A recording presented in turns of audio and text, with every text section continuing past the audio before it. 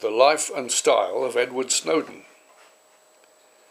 He looked as if he was not fed very well, but he's got the perfect haircut, observed Russian MP Vyacheslav Nikonov after whistleblower Edward Snowden, late of the United States National Security Agency and the Central Intelligence Agency, appeared before an invited audience of lawyers and human rights professionals inside the transit zone of Moscow's Sheremetyevo airport.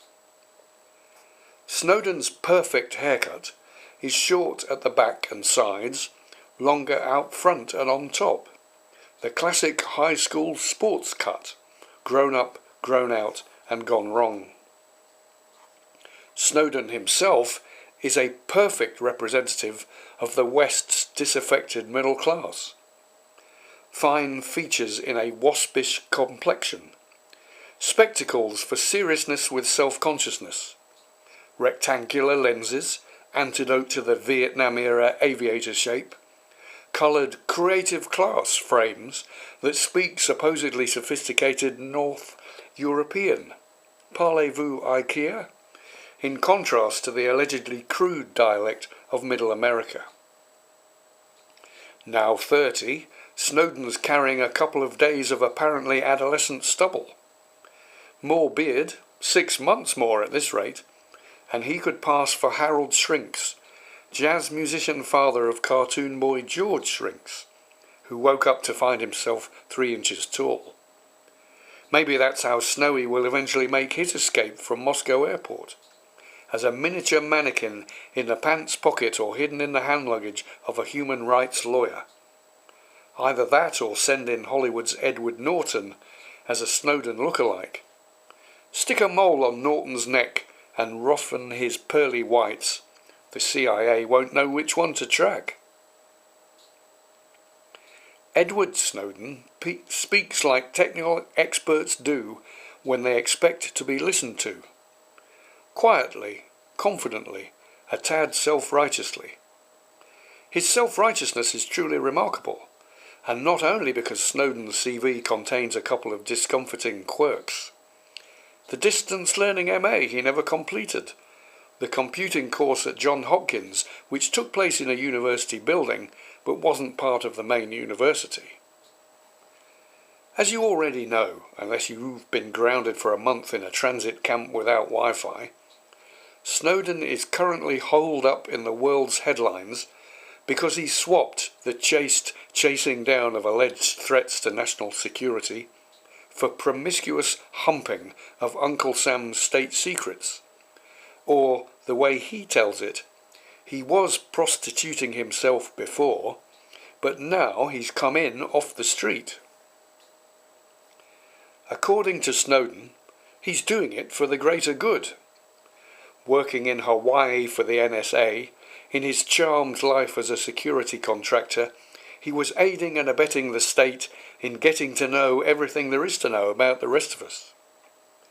In protest against the rise of repression, in defiance of the surveillance society, Snowden broke ranks and brokered a deal to reveal specified US security operations to selected news outlets before revealing his own identity. Seeking to evade capture by American agents, he fled first to Hong Kong, then flew on to Russia, where he has now applied for asylum.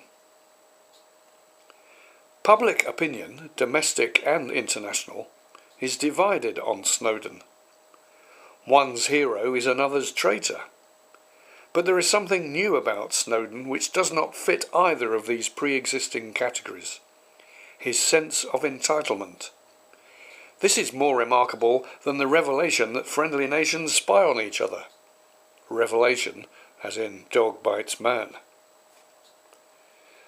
Snowden admits he had it all in Hawaii, but reading between the lines of the extended interview he gave in Hong Kong last month, it seems as if the job he was doing made it difficult for him to feel good about himself.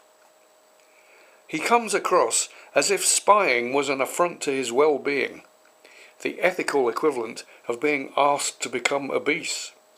Really, the federal government should have found its operatives a way to work for the state and feel fine about it. That's the least we're entitled to, right? It's only right that Snowden is thought to have been staying in the capsule hotel inside Sheremetyevo Airport.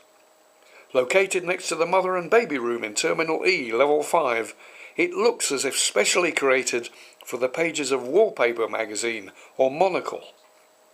Futuristic, but in a way which, whether out of cynicism or naivety, hasn't quite shaken off the 1960s vision of the future. It's a retro-futuro thing. Of course, Snowden and wallpaper readers alike will be wise to this, whereas the head of Homeland Security and all those other personality types that live in the realm of realpolitik, they wouldn't be expected to get it. Get it? The scare marks that Snowden and his camp have put around this whole saga, up to and including the capsule hotel he may have been staying in, marks them out as the people who expect to be, tastefully and morally, in the know and in the right. Moreover, they expect the world to be set up for them to stay that way. In Snowden's case, for seriousness with self-consciousness, read entitlement with self-consciousness, except with regard to the element of entitlement itself. This is so deeply embedded in his character, he's bound to remain unconscious of it.